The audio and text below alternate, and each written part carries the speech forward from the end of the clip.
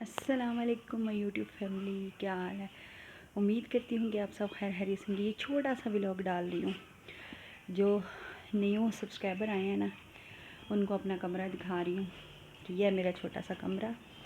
और टूर दूँगी अपना, एक और होम टूर बना के दूँगी। ये रात का टाइम है, रात के 12 का, इसलिए गंद बना हुआ है, थोड़ा इग्नोर करिएगा।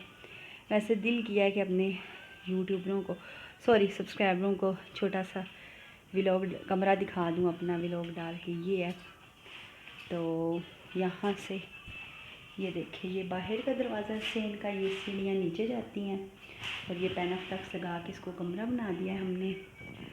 तो नीचे वाला पोर्शन तो आप लोगों ने वीडियोस में देखा ही है, जिसमें मुझे सवाल करते थे कि ये कौन है बच्चे, वो हस्बैंड की फैमिली का पोर्शन है। ये मेरा है, ये ममटी थी तो इसको हमने कमरे की शक्ल दी है।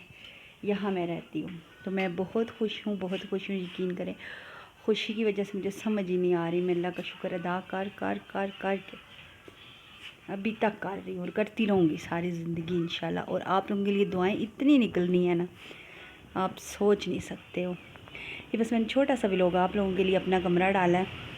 अब इंशाल्लाह जब सफाई करूँगी तो फिर होम टूर दूँगी। उस दरवाज़े के बाहर छत है पूरा, और कोने पे वाशरूम बना है और एक पे किचन बना हुआ है। बस इतना सा है। शुक्र है अल्लाह का।